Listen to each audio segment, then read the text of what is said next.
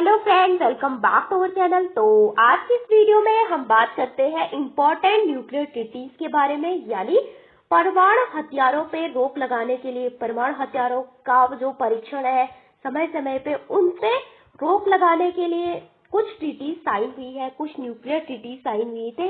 जानते हैं इस वीडियो में वो न्यूक्लियर ट्रीटीज कौन कौन।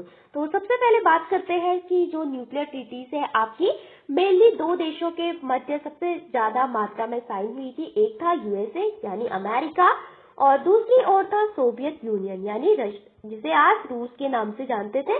उस समय 1991 से पहले यानी शीत युद्ध के अंत और डिसइंटीग्रेशन ऑफ सोवियत यूनियन यानी सोवियत संघ के विघटन से पहले इसको जाना जाता था यूएसएसआर यानी सोवियत यूनियन।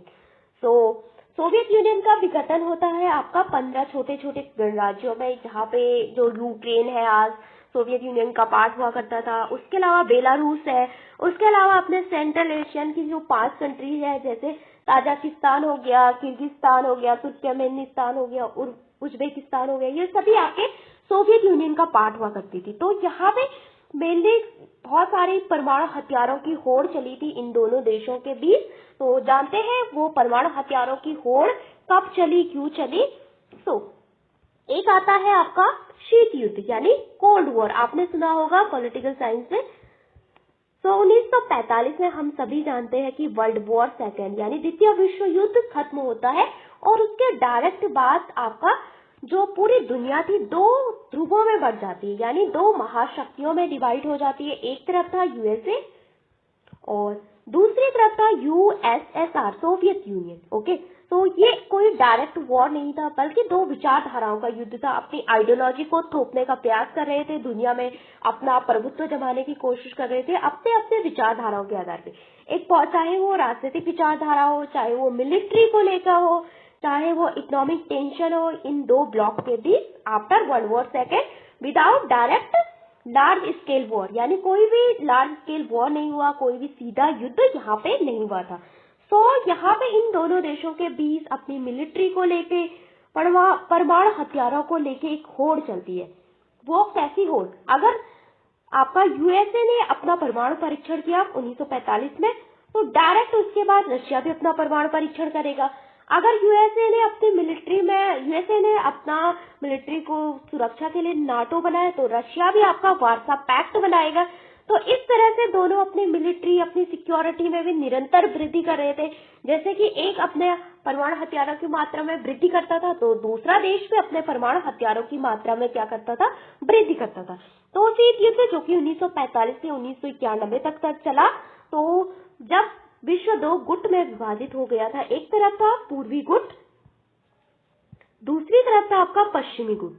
तो पूर्वी गुट जिसका प्रतिनिधित्व कर रहा था यूएसएसआर यानी सोवियत यूनियन और जिसकी जो आइडियोलॉजी थी, जो विचारधारा थी, वो थी आपकी साम्यवादी विचारधारा। आपने कई बार सुना होगा कि साम्यवादी विचारधारा, मार्क्सवादी विचारधारा, जो कि कार्ल मार्क्स लेनिन की विचारधारा है, तो जो कि मेनली कार्ल मार्क्स ने दी थी। और इसी विचारधारा को लेके जो लेनिन थे उन्होंने सोवियत रशिया में 1917 में एक क्रांति की थी जिसको कहा जाता है आपकी बोल्शेविक क्रांति। तो साम्यवाद क्या कहता है कि दुनिया में जितना भी शोषण है, चाहे वो श्रमिकों का शोषण हो, चाहे वो उनको उनका वेज यानी उनका जो काम है उसका पैसा नहीं दिया जाता है और उनका शोषण होता है, राज्य शोषण का यंत्र है। इस तरह से जो साम्यवादियों की विचारधारा है वो कहते हैं कि इसका सारा कारण जितना भी शोषण है वो है आपका पूंजीपति यानी पूंजीवाद। तो दूसरा गुट था आपका पश्चिमी गुट यानी वेस्टर्न ब्लॉक, जिसका प्रतिनिधित्व कर रहा था कौन, यूएसए। तो यूएसए की जो विचारधारा है वो कौन सी है, पूंजीवाद, जो स्वतंत्रता की बात करती है, उदारवाद, जो आपने सुना होगा फ्री मार्केट इकोनॉमी, इन सभी की बात करते हैं। और दोनों कहीं ना कहीं अपने आइडियोलॉजी को थोपने का प्रयास कर रहे थे। और एक सोचता था कि ये मेरी विचारधारा अच्छी है, ये एक सोचता था ये मेरी विचारधारा अच्छी है। तो इस तरह से ये शीत युद्ध का जो टाइम पीरियड था, उसी समय बहुत सारे हथियारों की होड़ चलती है और बहुत सारे जो आर्म्स की होड़ चलती है। तो इसी से लेकर कुछ संधियां होती है विश्व में, जानते हैं उन संधियों के बारे में वन बाय वन। तो सबसे पहले बात करते हैं हम इसका तो सबसे पहली ट्रीटीज आती है 1959 में। इसको कहा जाता है आपकी अंटार्कटिका ट्रीटी। हम सभी जानते हैं कि आपने बचपन में पढ़ा होगा कि जो अंटार्कटिका है वहाँ पे काफी बर्फ जमी रहती है। वहाँ पे बहुत सारे देशों के रिसर्च सेंटर है, बहुत सारे जो देश है यहाँ पे अपना रिसर्च स्टेशन स्थापित करते हैं, और ये ट्रीटी इसलिए साइन होती है कि जो अंटार्कटिका है आपका रिसर्च केंद्र है, वहां पे कोई भी परमाणु परीक्षण नहीं किया जाएगा किसी भी प्रकार का। तो इसको न्यूक्लियर फ्री जोन बनाने के लिए आपकी अंटार्कटिका ट्रीटी साइन होती है कब? 1959 में। ओके, अब बात करते हैं पीटीबीटी की। तो PT partial test ban treaty, इसको कहते हैं आपका हिंदी में आंशिक परमाणु परीक्षण प्रतिबंध संधि। तो 1963 में ये ट्रीटी क्या कहती है? तो सबसे पहले ये कहाँ पे साइन होती है? ये होती है रूस, मॉस्को में साइन होती है। तो इस कारण से इसको मॉस्को ट्रीटीज भी आपका कहा जाता है। तो यहाँ पे इस ट्रीटीज का मुख्य उद्देश्य क्या था? ये कहती है कि आपको कहाँ बैन करना है, कहाँ आपको परमाणु परीक्षण नहीं करता। तो ये बोलती है ना हम वायुमंडल में, एटमॉस्फेयर में परमाणु परीक्षण करेंगे, ना हम अंतरिक्ष स्पेस में परमाणु परीक्षण करेंगे, ना ही हम जल के भीतर यानी अंडर वाटर परमाणु परीक्षण करेंगे। 3 क्षेत्रों पे परमाणु परीक्षण पे रोक लगाती है, वायुमंडल हो आपका, अंतरिक्ष हो और वाटर हो। तो अब आप कहाँ परमाणु परीक्षण करेंगे? आप करेंगे अंडरग्राउंड, यानी भूमि के अंदर हमको परमाणु परीक्षण करना है, यानी जमीन के भीतर। तो क्या भारत ने इसको साइन किया था? यस, इंडिया ने इसको साइन किया था। तो क्या कहती है पार्शियल टेस्ट बैन ट्रीटी? सबसे पहले 1963 में साइन हुई थी, मॉस्को में साइन हुई थी। इस कारण से इसको मॉस्को ट्रीटी कहा जाता है। और ये बात करती है कि ना आप परमाणु परीक्षण करेंगे वायुमंडल में, ना स्पेस में और ना जल में। और इंडिया ने इसको साइन किया था। और कहाँ परमाणु परीक्षण करना है? जमीन के अंदर, भूमि के अंदर। तो इसी को ध्यान में रखकर जब हमने अपना न्यूक्लियर टेस्ट किया था 1974 में, तो वो कहाँ किया था? आपका अंडरग्राउंड यानी जमीन के भीतर। तो जानते हैं इंडिया के परमाणु परीक्षण के बारे में। तो हम सभी जानते हैं कि 1974 में हमने अपना पहला परमाणु परीक्षण किया था, और जिसका कोड नेम था आपका स्माइलिंग बुद्धा, यानी बुद्ध मुस्कुरा रहे हैं। तो ये किया था आपका अंडरग्राउंड यानी भूमि के नीचे। और कहाँ पे? पोखरण राजस्थान में किया था। प्राइम मिनिस्टर कौन थी? श्रीमती इंदिरा गांधी। और ऑब्जेक्टिव क्या था? तो शांतिपूर्ण परमाणु परीक्षण इसका मुख्य उद्देश्य था, और अपनी जो कैपेबिलिटी है, अपनी जो क्षमता है, उसको बढ़ाना था। ओके, और इसके बाद इंडिया पे बहुत सारा सैंक्शन लगा दिया जाता है पश्चिमी देशों के द्वारा, खासकर अमेरिका के द्वारा बहुत सारा प्रतिबंध लगा दिया जाता है, आपका आर्थिक प्रतिबंध। इसके बाद हम सभी जानते हैं कि किसकी स्थापना होती है? आपने सुना होगा NSG यानी न्यूक्लियर सप्लायर ग्रुप की स्थापना होती है 1974 में, जहां पे अभी भारत को हस्ताक्षर करने के लिए कहा गया था, लेकिन चाइना इसको बार बार ब्लॉक करता है। चाइना बोलता है पहले आप NPT साइन करके आओ, तभी आप इसमें प्रवेश कर सकते हैं। ओके, आप जानते हैं हमारा दूसरा परमाणु परीक्षण, दूसरा था शक्ति, ऑपरेशन शक्ति के नाम से हमने इसका परमाणु परीक्षण किया था 1998 में। तो ये आपका 5 टेस्ट थे, यहाँ पे 5 टेस्ट किए गए थे यहाँ पे। और ये कब से कब तक चला? 11 मई और से 13 मई 1998। और कोड नेम था ऑपरेशन शक्ति, पोखरण राजस्थान, सेम प्लेस था। प्राइम मिनिस्टर चेंज थे, अटल बिहारी वाजपेयी यहाँ पे हमारे प्राइम मिनिस्टर थे। और ये बात करता है किसकी? बिल्ड क्रेडिबल मिनिमम डिस्टेंस यानी न्यूनतम प्रतिरोध की बात करता है, और स्ट्रैटेजिक न्यूक्लियर कैपेबिलिटी।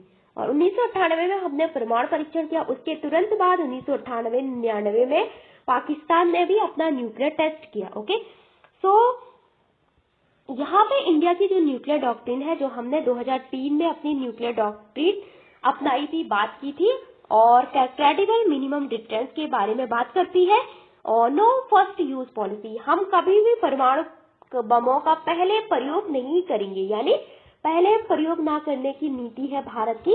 अगर कोई देश, भारत कभी भी किसी देश पे पहले अटैक नहीं करेगा, लेकिन अगर कोई देश भारत पे अटैक करता है तो इंडिया कहता है हम उसे छोड़ेंगे नहीं, हम पहले अटैक नहीं करेंगे। अगर किसी ने हम पे अटैक किया तो हम भी उसको छोड़ेंगे नहीं। उसको कहा जाता है आपका सिक्योर सेकेंड स्ट्राइक कैपेबिलिटी। तो ये था आपका परमाणु परीक्षण के बारे में। अब जान लेते हैं दूसरा क्या है।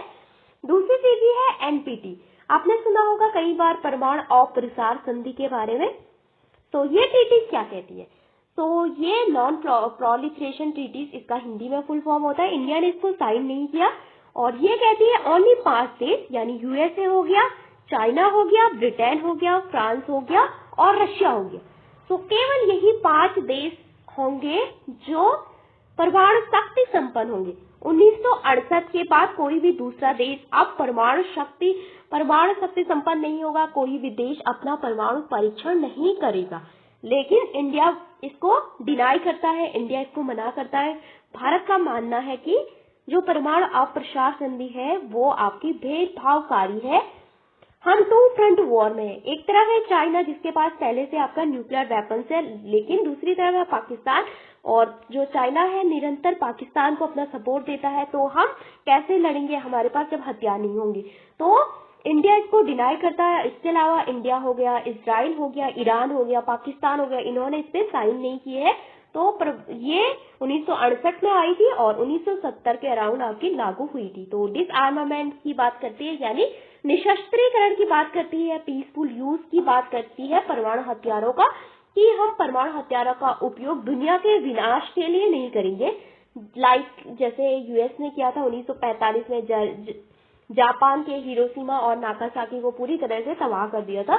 तो ये कहती है हम इसका उपयोग पीसफुल यानी ऊर्जा के पर्पस से करेंगे। तो न्यूक्लियर नॉन प्रोलिफरेशन ट्रीटीज को कहा जाता है और इंडिया ने इसको साइन नहीं किया था। दूसरी बात आती है SALT I SALT II, दोनों आपके यूएस और यूएसएसआर के मध्य साइन होती। ये कहती है अब हमें अपने जो मिलिट्री हमारे पास जो वेपन्स है उसको लिमिट करना है, उसको कम करना है। तो 1972 में ये फर्स्ट वाली आई और 1979 में यानी 79 में दूसरी वाली आई। फिर आता है INF ट्रीटी, यहाँ पे बैन करती है कि हमें अब अपनी मिसाइल में भी कम करना है। तो ये 2019 में आपका एंड हो गई है। इसका जो टाइम पीरियड था वो डोनाल्ड ट्रंप ने इसको खत्म कर दिया है। ओके, फिर आता है CTBT। तो CTBT क्या कहती है? कॉम्प्रिहेंसिव टेस्ट बैन ट्रीटी और व्यापक परमाणु परीक्षण प्रतिषेध संधि इसका फुल फॉर्म है और ये इससे मिलती जुलती है। ये जहां बोलती थी केवल एटमॉस्फेयर में परमाणु परीक्षण नहीं करेंगे, स्पेस में परमाणु परीक्षण नहीं करेंगे और अंडर वाटर परमाणु परीक्षण नहीं करेंगे, लेकिन भूमि के अंदर आप परमाणु परीक्षण कर सकते हैं, अंडर जो ग्राउंड होते हैं। लेकिन CTBT कहती है कि अब हम अंडर ग्राउंड भी आपका परमाणु परीक्षण नहीं करेंगे। हम परमाणु परीक्षण जब जमीन के अंदर नहीं करेंगे तो कहाँ करेंगे? ये बोलती है आप प्रयोगशाला में कीजिए, यानी लेबोरेटरीज में कीजिए और शांतिपूर्ण उपयोग कीजिए। आपको कहीं भी परमाणु परीक्षण करने की कोई जरूरत नहीं है, क्योंकि दुनिया को परमाणु हथियारों की जरूरत नहीं है। इस तरह से तो कम करने की बात करती है। तो CTBT आज तक कभी भी आपका रेक्टिफाई नहीं हुई है, अभी तक लागू नहीं हुई है और इंडिया ने भी इसको साइन नहीं किया है। 1996 में आई है। और दूसरी आती है आपकी न्यू स्टार्ट ट्रीटी, 2010 में आई थी और ये भी आपकी यूएसआर के मध्य साइन हुई थी, यानी जिसे आज रूस रिड्यूस करने की बात करती है अपने वॉर हेड को और 2026 तक अभी ये वैलिड है। फिर एक आता है UN का एक new treaty on prohibition of nuclear weapons. तो ये ट्रीटी काफी इंपॉर्टेंट है क्योंकि ये अभी 2017 में आई है और इंडिया ने इसको साइन नहीं किया और इसके अलावा जो वर्ल्ड की जिनके पास न्यूक्लियर वेपन्स है उन देशों ने भी उसको साइन नहीं किया है। तो हमने देखा आज कुछ इंपॉर्टेंट ट्रीटीज, ये इंडिया के परमाणु परीक्षण के बारे में। इसके अलावा कोल्ड वॉर हमने देखा था कि ये मेनली साइन हुई थी आपकी कोल्ड वॉर के टाइम पे, क्योंकि यहाँ पे पॉलिटिकल एंड आइडियोलॉजिकल टेंशन थी, नो डायरेक्ट वॉर का जो सिचुएशन था बिटवीन यूएस एंड यूएसआर और पूरा विश्व था 2 ब्लॉक में बटा हुआ था। एक तरफ था वेस्टर्न ब्लॉक, दूसरी तरफ था आपका ईस्टर्न ब्लॉक और यहाँ पे बहुत सारे सिद्धांत आए। फिर 1991 में आपका यूएसआर कोलैप्स हो जाता है और मेन कारण है आइडियोलॉजिकल कॉन्फ्लिक्ट। फिर आता है आपका आर्म रेस, म्यूचुअल डिस्ट्रस्ट यानी आपसी अविश्वास न्यूक्लियर वेपन्स को लेकर। तो बहुत सारे युद्ध इन दोनों के बीच हुए हैं जो कि इनडायरेक्टली थे। फिर और एक बार तो सीबैट ट्रीटी आती है जो कि कहती है कि ओशन पे हमें परमाणु परीक्षण नहीं करना है। इसके अलावा टेटेल्को एक ट्रीटीज आती है जो बोलती है कि हमें जो दक्षिण अमेरिका वाला जो क्षेत्र है उसको न्यूक्लियर वेपन से फ्री बनाना है। साल्ट हमने देख लिया 1971 में। 79 में आपका साल्ट 2 आता है, रोरोटोंगा की ट्रीटी जो साउथ पैसिफिक को परमाणु हथियारों से मुक्त करने की बात करती है। फिर बैंकॉक ट्रीटीज आती है जो कि आसियान का जो रीजन है आपका उसको न्यूक्लियर फ्री बनाने की बात करती है। फिर है सीटीबीटी, ये सब हमने देख लिए, और कोल्ड वॉर वाला भी हमने देख लिया था। ओके, एनपीटी क्या है आपका? एनपीटी नॉन प्रोलिफरेशन ट्रीटी, इसमें और सीटीबीटी में क्या अंतर है? तो न्यूक्लियर नॉन प्रोलिफरेशन ट्रीटी ये क्या बोलती है कि ओनली 5 जो पावर है उन्हीं के पास न्यूक्लियर वेपन्स होंगे। आप कहीं भी न्यूक्लियर वेपन्स का मतलब आप कोई देश न्यूक्लियर वेपन्स कंट्रीज नहीं बनेगा। भारत की नजर में ये डिस्क्रिमिनेटरी है यानी भेदभावपूर्ण है, और इसमें 190 सदस्य है। और इसको किन देशों ने साइन नहीं किया था? इंडिया, पाकिस्तान, इजराइल ने इसको साइन नहीं किया था, और उत्तरी कोरिया ने बाद में इसको वो कर दिया था, मतलब इससे बाहर आ गया था, उसने भी इसको साइन नहीं किया जब 2006 में उसने अपना परमाणु परीक्षण किया। उसके बाद आता है सीटीबीटी। सीटीबीटी 1996 में आई थी और बात करती है ऑल न्यू, बैन करती है सभी न्यूक्लियर टेस्ट की, चाहे वो लैंड हो, चाहे सी हो, चाहे हवा में हो, चाहे भूमि के अंदर हो, और किसी इंडिया ने इसको साइन नहीं किया था, और ये अभी तक नॉट इन फोर्स यानी अभी तक आपके फोर्स में नहीं आई है। तो ये हमने देख लिया कि परमाणु परीक्षण को लेकर जितनी भी ट्रीटीज है उनके बारे में। अब हम बात करते हैं, तो अब इसको पीपीटी के द्वारा देख लेते हैं। तो पहली ट्रीटी थी अंटार्कटिका ट्रीटीज, अंटार्कटिका की संधि भी कहते हैं इसको, और इसका उद्देश्य था कि अंटार्कटिका को परमाणु मुक्त क्षेत्र घोषित करना, nuclear free test band in Antarctica, यानी इसको न्यूक्लियर फ्री जोन में घोषित करना। फिर आता है पीटीबीटी, जिसको हमने देखा कि जिसको ध्यान में रखकर हमने अपना परमाणु परीक्षण किया था बाद में धरती के नीचे। तो आंशिक परमाणु परीक्षण प्रतिबंध संधि इसको कहते हैं, और ये बोलती है ना आप वायुमंडल में, ना अंतरिक्ष में, और ना समुद्र में आप परमाणु परीक्षण करेंगे। और इंडिया ने इसको साइन किया था, और इसको कहा जाता है आपकी मॉस्को ट्रीटीज, क्योंकि ये मॉस्को रशिया में साइन हुई थी। फिर आता है टोटैलिको ट्रीटीज, जो कि 1967 में शामिल हुई थी, और ये लैटिन अमेरिका का जो रीजन है यानी दक्षिण अमेरिका, उसको परमाणु मुक्त क्षेत्र घोषित करने की बात करती है। फिर है एनपीटी, 1968 में आई थी, 1970 में आपकी साइन हुई थी, और इंडिया इसको साइन नहीं किया क्योंकि भारत इसको भेदभावपूर्ण मानता है। इंडिया कहता है कि कैसे केवल 5 देश ही परमाणु संपन्न देश होंगे और देशों को न्यूक्लियर बम बनाने की कोई अनुमति नहीं थी, और डिसआर्मामेंट यानी निशस्त्रीकरण से रिलेटेड थी, और परमाणु हथियारों के पीसफुल उपयोग की बात करती है। इंडिया इसको साइन नहीं करता है। सी बैट ट्रीटी, जो कि समुद्र को परमाणु मुक्त क्षेत्र घोषित करती है, क्योंकि ये बोलती है कि हमें परमाणु जो बम है उसका परीक्षण समुद्र के अंदर यानी समुद्र तल पे नहीं करना है। तो ये 1971 में आई। फिर आता है 1972 में, तो इसको कहा जाता है रणनीतिक हथियार सीमा वार्ता, 1972 में साइन हुई थी यूएसए और यूएसएसआर के मध्य। अब बात करते हैं आपका सॉल्ट सेकेंड, ये भी यूएसए और यूएसएसआर के मध्य। ये बोलती है कि हमें जो हमारे स्ट्रैटेजिक आर्म जो है उसको हमें लिमिटेशन करना है, उस पर बात करने के लिए ये ट्रीटी शामिल की गई थी। फिर आता है 1985 में, तो इसको कहा जाता है रोरा-टोंगा की ट्रीटी। ये बोलती है जो दक्षिण प्रशांत महासागर है जो वहां पे परमाणु मुक्त क्षेत्र घोषित करने की बात करती है। फिर आता है आईएनएफ ट्रीटी, जो मध्यम जो दूरी परमाणु बल संधि पे फोकस है, और ये अभी 2019 में इसको समाप्त किया गया। स्टार्ट 1991 में आपकी हुई थी। ये भी वही बात करती है कि आम है जो हथियार है उसको रिडक्शन करना है, हमको उसको खत्म करना है। फिर ये बात करती है 1993 वाली भी, ये भी वही बात करती है, दूसरी बार होती है कि अब हमें दूसरी बार इसको खत्म करना है। 1995 में बैंकॉक ट्रीटी साइन होती है, ये आपके आसियान रीजन से संबंधित थी।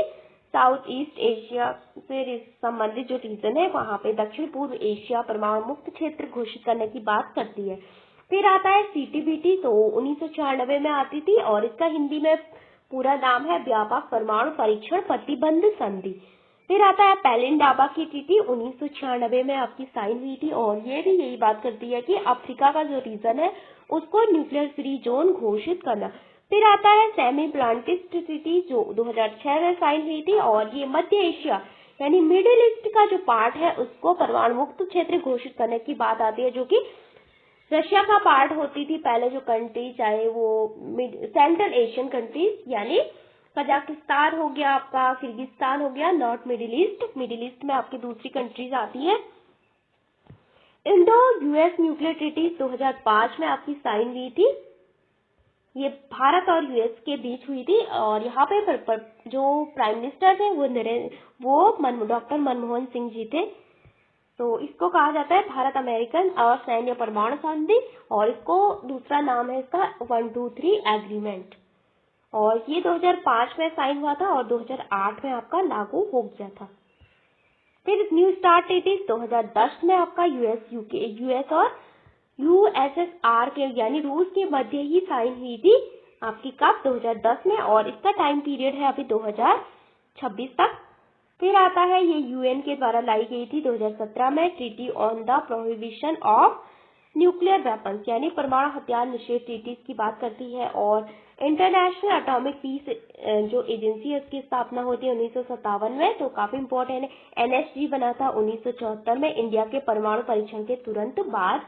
परमाणु आपूर्तिकर्ता समूह इसको कहा जाता है। तो यहाँ पे हमने देख लिया इम्पोर्टेंट ट्रीटीज। तो सबसे पहले हमने देखा था कि अंटार्कटिका ट्रीटी साइन होती है कब 1959। अंटार्कटिका को परमाणु क्षेत्र बनाने की बात करती है। पीटीबीटी ये बोलती है कि 3 जगह आप परमाणु परीक्षण नहीं कर सकते और अंडरग्राउंड कर सकते हैं। 1963 में मॉस्को ट्रीटी, फिर 1974 में भारत ने अपना परमाणु परीक्षण किया। फिर एनपीटी 1968 में आई, भारत ने इसको साइन नहीं किया। फिर आता है आपका क्या सीटीबीटी हो गया 1996 में। फिर आता है और कौन कौन सी है आपकी सॉल्ट 1 है आपकी 1971, सॉल्ट 2 है आपका 1972 था ये 1979। फिर स्टार्ट ट्रीटी हुई थी 2, एक 1991 में आई, एक 1993 में आई आपकी। और ये कुछ इम्पोर्टेंट ट्रीटीज थी। So thank you for watching this video.